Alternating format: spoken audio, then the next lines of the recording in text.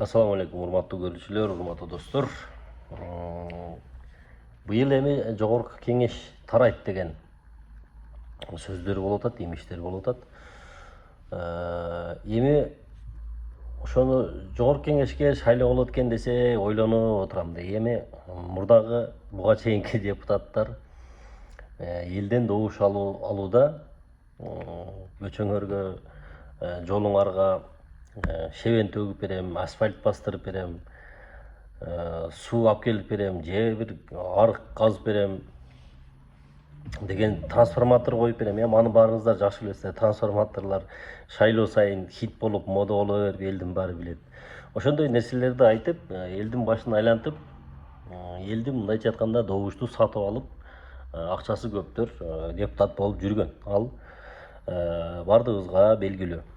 Эми азыр мына бийликтин учурунда жолдор деле, лотоктор деле, ошол суулар деле, көчөлөргө шебендер деле, трансформаторлор деле иши кылып, баягы депутаттар обещание берип, кулактарга лапшаларды илген обещанияларды бүт бардыгын азыркы бийлик жасап, депутаттары жок эле жасап коюп атат да.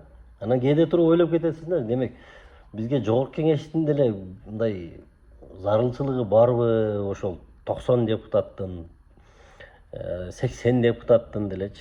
Кээде ойлоп кетесиң, 7 областтан 7 эле депутат кылып койбойбу депчи, башка тыйлардан мындай мыйзам жаза турган. Эми ал өзүнчө маселе болсун, бирок азыркы эми келе турган шайлоодо депутаттар кандай мындай элдин добушун алыш үчүн эмнелерди айтып чыгышат деп ошону ойлонтам да. Эми биринчи эле маселе баягындай болсо керек. Жогоркулардан батасын алдым, дубасын алдым дегендер көбөйсө керек. Президентке кирип жолугуп чыгып, президенттин батасын алып келдим, генералга кирип, генералдан батасын алып келдим депчи.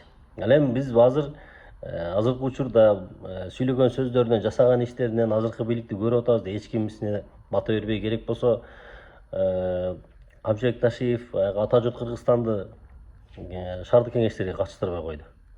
Андан кийин жогорку кеңешке деле катышпай, балким башка бирөөнүн лидерлигинде бийлигишүүсү жок катышы мүмкүн, бирок генерал деле, президент деле шайлоолорго аралашпашы мүмкүн да.